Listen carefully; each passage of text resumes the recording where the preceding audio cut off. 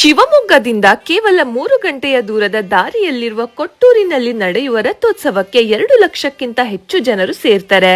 ಕೊಟ್ಟೂರೇಶ್ವರ ಸ್ವಾಮಿಗೆ ಹರಕೆ ಹೊತ್ತಿರುವ ಭಕ್ತಾದಿಗಳು ಎಷ್ಟೇ ದೂರದಲ್ಲಿದ್ದರೂ ಅಲ್ಲಿಂದಲೇ ಪಾದಯಾತ್ರೆಯ ಮೂಲಕ ರಥೋತ್ಸವಕ್ಕೆ ಬರುವ ವಾಡಿಕೆ.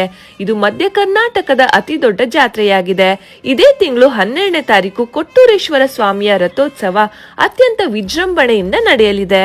ಪುರಾತನಗಳ ಪ್ರಕಾರ ಕೊಟ್ಟೂರು ಸಂತ ಕೊಟ್ಟೂರೇಶ್ವರನ ಹೆಸರು ಇಡಲಾಗಿದೆ.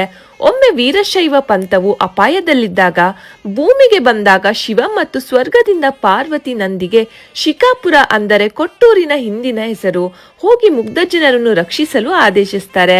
ಆದ್ದರಿಂದ ಭಗವಾನ್ ನಂದಿ ಸಂತನ ರೂಪದಲ್ಲಿ ವೇಷ ಧರಿಸಿ ಕೊಟ್ಟೂರಿಗೆ ತಲುಪ್ತಾರೆ. ಹಾಗಾಗಿ ಈ ಸಂತನನ್ನು ಭಕ್ತರು ಭಕ್ತಿಯಿಂದ ಕೊಟ್ಟೂರೇಶ್ವರ ಅಂತ ಪೂಜಿಸ್ತಾರೆ. ಈ ದೇವಸ್ಥಾನದಲ್ಲಿ ವಿಶೇಷವಾಗಿ 4 ಮಠಗಳನ್ನ ನೋಡಬಹುದು. ಮೂರ್ಕಲ್ ಮಠ, ತೊಟ್ಟಿಲ್ ಮಠ, ದರ್ಬಾರ್ ಮಠ ಹಾಗೂ ಗಚ್ಚಿನ ಮಠ. ಈ ಪುಣ್ಯಕ್ಷೇತ್ರದಲ್ಲಿ ನಡೆಯುವ ಕೊಟ್ಟೂರೇಶ್ವರ ಸ್ವಾಮಿ ರಥೋತ್ಸವಕ್ಕೆ ನೀವು ಕೂಡ ಭಾಗಿಯಾಗಿ.